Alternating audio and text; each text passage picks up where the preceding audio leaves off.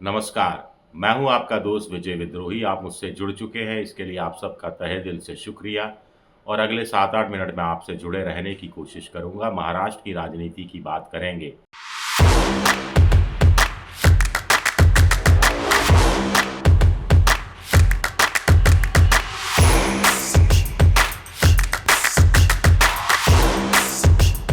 ਰੰਗਲਾ ਪੰਜਾਬ 'ਚ ਬਣਾਉਣਾ ਉਹਦੇ ਵਾਸਤੇ ਸਿਹਤਮੰਦ ਪੰਜਾਬ ਪਹਿਲਾਂ ਚਾਹੀਦਾ 96 ਤੋਂ 97% ਲੋਕ ਜਿਹੜੇ ਨੇ ਉਹ ਮੁਹੱਲਾ ਕਲੀਨਿਕਾਂ 'ਚੋਂ ਠੀਕ ਹੋ ਕੇ ਘਰੇ ਵਾਪਸ ਚਲੇ ਜਾਂਦੇ ਨੇ। ਸਰਕਾਰੀ ਹਸਪਤਾਲਾਂ ਤੇ ਬਰਡਨ ਬਹੁਤ ਘਟ ਗਿਆ। ਮੁਹੱਲਾ ਕਲੀਨਿਕ ਜਿਹੜਾ ਬਣਿਆ ਹੋਇਆ ਉਹਦੀ ਬਿਲਡਿੰਗ ਬਹੁਤ ਅੱਛੀ ਬਣੀ ਹੋਈ ਹੈ। ਉੱਥੇ ਸਭ ਤਰ੍ਹਾਂ ਦੀਆਂ ਫੈਸਿਲਿਟੀਆਂ ਦਿੱਤੀਆਂ ਹੋਈਆਂ ਸਰਕਾਰ ਵੱਲੋਂ। 2 ਹਫ਼ਤੇ ਤੋਂ ਖੰਘ ਨੇ ਬਹੁਤ ਪਰੇਸ਼ਾਨ ਕਰਿਆ ਤੇ ਜੀ ਮੈਂ ਪਹਿਲਾਂ ਬਾਹਰ ਪ੍ਰਾਈਵੇਟ ਦਵਾਈ ਲੈਂਦਾ ਰਿਹਾ, ਫਿਰ ਇੱਥੇ ਆ ਕੇ ਲੱਤੀ ਜੀ ਟੈਸਟ ਫ੍ਰੀ ਹੋਇਆ, ਇੱਥੋਂ ਮੈਂ ਠੀਕ ਹੋ ਗਿਆ। ਹੁਣ ਮੈਂ ਠੀਕ ਹਾਂ ਬਿਲਕੁਲ। ਸ਼ਾਨਦਾਰ ਮੁਹੱਲਾ ਕਲੀਨਿਕ ਹੈ, ਸਫਾਈ ਹੈ ਔਰ ਡਾਕਟਰ ਉਹਨਾਂ ਦੀ ਜਿਹੜੀ ਦਵਾਈ ਲਿਖਣੀ ਹੈ ਉਹ ਕੰਪਿਊਟਰ 'ਚ ਐਡ ਕਰ ਦਿੰਦੇ ਨੇ। ਜਿੱਥੇ ਦਵਾਈ ਲੈਣੀ ਹੈ ਉੱਥੇ ਤੱਕ ਕੰਪਿਊਟਰ ਪਹੁੰਚ ਜਾਂਦੀ ਹੈ। ਟੋਟਲ ਪੇਪਰਲੈਸ ਹੈ। ਮਾਨ ਸਾਹਿਬ ਨੇ ਬਹੁਤ ਵਧੀਆ ਉਪਰਾਲਾ ਕੀਤਾ। ਵਧੀਆ ਕੰਮ ਕਰਿਆ ਸਰਕਾਰ ਨੇ, ਗਰੀਬਾਂ ਦਾ ਭਲਾ ਕਰਤਾ। ਪੰਜਾਬੀ 'ਚ ਕਿਹਾ ਜਾਂਦਾ ਹੈ ਬਾਕੀ ਦੇ ਕੰਮ ਬਾਅਦ 'ਚ, ਪਹਿਲਾਂ ਸਿਹਤ ਜ਼ਰੂਰੀ ਹੈ। ਸੋ ਅਸੀਂ ਜਦੋਂ ਸਹੁੰ ਚੁੱਕੀ ਤਾਂ ਪਹਿਲੇ ਹੀ ਸਾਡਾ ਵਿਜ਼ਨ ਇਹ ਸੀਗਾ ਕਿ ਪੰਜਾਬ ਦੇ ਵਿੱਚ ਹੈਲਥ ਟੌਪ ਕਲਾਸ ਦਾ ਇਲਾਜ ਹੋਵੇ। ਸੋ ਇੱਕ ਮੈਡੀਕਲ ਹੱਬ ਦੇ ਰੂਪ ਦੇ ਵਿੱਚ ਅਸੀਂ ਸੋਚਿਆ ਹੈ। ਔਰ ਮੈਂ ਕੋਈ ਆਸਾਨ ਨਹੀਂ ਕਰ ਰਿਹਾ ਤੁਹਾਡੇ ਤੇ, ਮੇਰਾ ਫਰਜ਼ ਹੈ ਜੀ ਇਹ।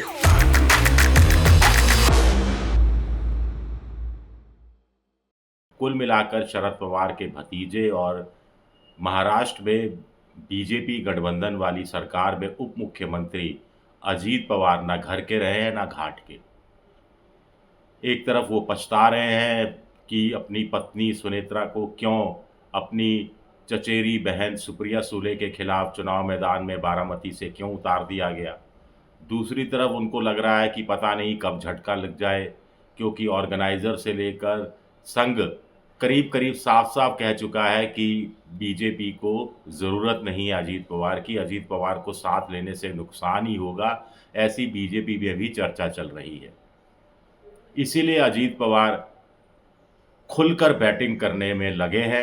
वो अपने चाचा को महाराष्ट्र का सबसे बड़ा नेता बता रहे हैं, परिवार का मुखिया बता रहे हैं, और इनडायरेक्ट रूप में अब कह रहे हैं कि अमित शाह ने जो कहा और जो आलोचना की, जिस ढंग से जिस स्वर में भ्रष्टाचारियों का सरगना कहा शरद पवार को, वैसा नहीं कहना चाहिए था।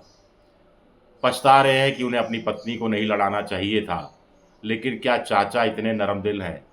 अगर चाचा इतनी नरम दिली दिखाते रहे और बयानों पर पसीजते रहे तो फिर तो राजनीति होली शरद पवार की। तो शरद पवार माफ़ी देने के लिए तैयार लगते नहीं हैं। अजीत पवार की चिंता दरअसल ये है कि बारामती में उनके अपने भाई के बेटे योगेंद्र पवार को शरद पवार अजीत पवार के खिलाफ विधानसभा चुनाव में उतार सकते हैं। ऐसा हुआ तो बड़ी क्या कहा जाए इसको, बड़ी बेइज्जती हो जाएगी और अपने ही भतीजे के हाथों हार गए तो रही सही राजनीति भी हाथ से निकल जाएगी। और हारने के आसार भी हैं। लोकसभा चुनाव में पूरा जोर लगाया अजीत पवार ने, लेकिन सुप्रिया सुले करीब करीब 1,58,000 वोटों से जीत जाती है। बारामती विधानसभा सीट जो कि लोकसभा सीट के तहत आती है, जो वहाँ अजीत पवार का जो गढ़ है, वहाँ पर अजीत पवार अपनी पत्नी सुनेत्रा पवार को 48,000 की हार दिलवा देते हैं। यानी 48,000 वोट उन्हीं की अपनी कॉन्स्टिट्यूंसी में सुप्रिया सुले को ज़्यादा मिलते हैं। तो ऐसे में क्या मुकाबला हो पाएगा? उधर अजीत पवार के लिए संकट की बात है कि महाविकास अघाड़ी को भी उनकी कोई ज़रूरत नहीं है। शरद पवार को अजीत पवार की कतई कोई ज़रूरत नहीं है। बाकी जो अपने हिसाब से देख रहे हैं किन लोगों को लेना है, किन लोगों को नहीं लेना है, क्योंकि लाइन लगाकर लोग बैठे हुए हैं अजीत पवार की पार्टी के कि वो वापस आना चाहते हैं। और महाविकास अघाड़ी के लिए खुशखबरी ये है कि अभी उद्धव ठाकरे का दिल्ली आना हुआ था, मल्लिकार्जुन खड़गे, सोनिया गांधी, राहुल गांधी वगैरह से मिले और सीट शेयरिंग का एक रास्ता, एक फार्मूला करीब करीब तैयार हो चुका है। उसमें किसी तरह का विरोधाभास जैसी स्थिति आने वाली नहीं है। फिलहाल तय हुआ है कि वहाँ देखिए 288 सीटें हैं लोकसभा की, विधानसभा की 288 और लोकसभा की 48 सीटें हैं। तो 48 में से कांग्रेस के पास निर्दलीय को मिलाकर 14 हैं, शरद पवार के पास 8 हैं और 9 सीटें हैं उद्धव ठाकरे के पास। कुल 31 सीटें हैं। इनको अगर विधानसभा की सीटों में कन्वर्ट किया जाए तो करीब 164-165 सीटें बैठती हैं।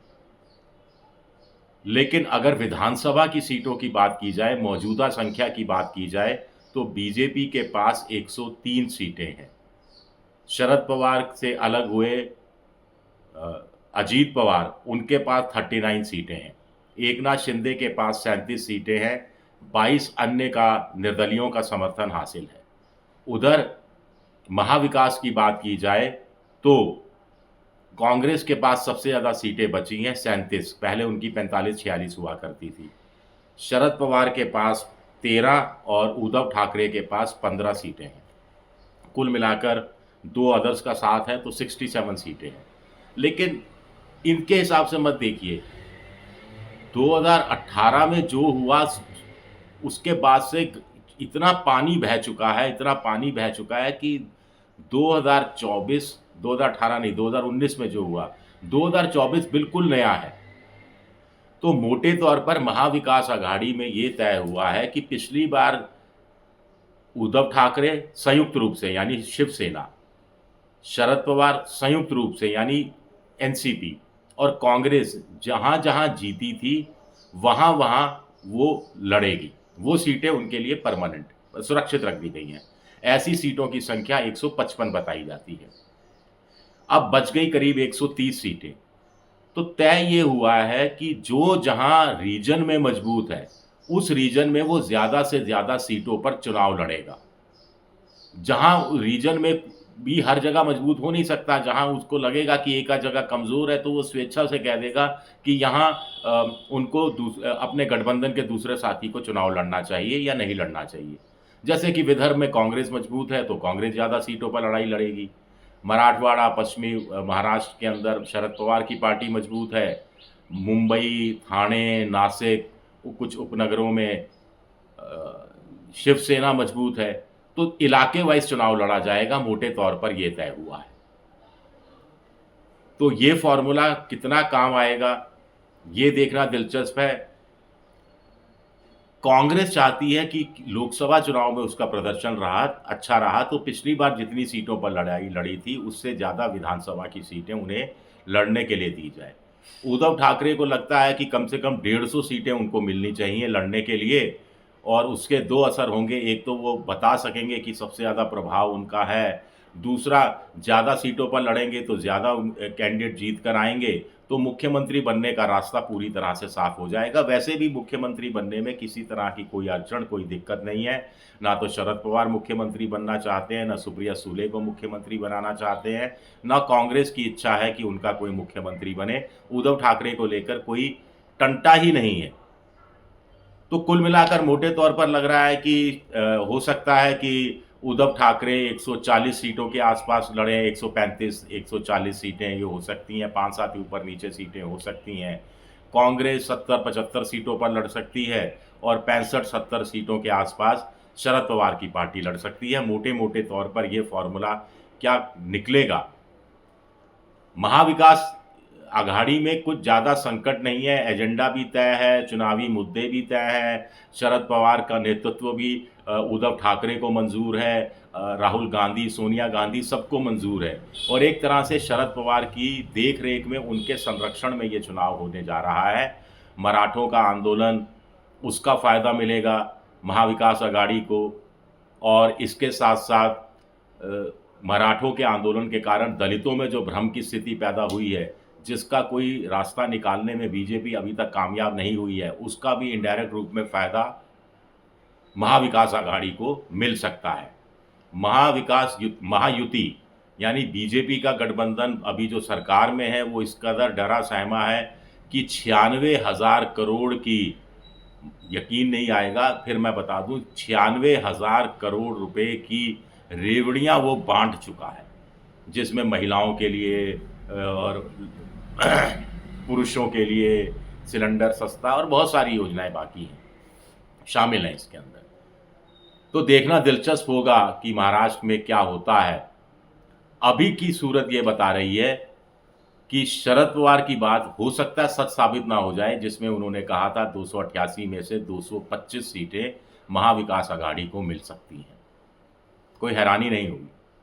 शुक्रिया मेरा ये वीडियो देखने के लिए। पसंद आए तो लाइक कीजिए, सब्सक्राइब कीजिए, शेयर कीजिए। शुक्रिया।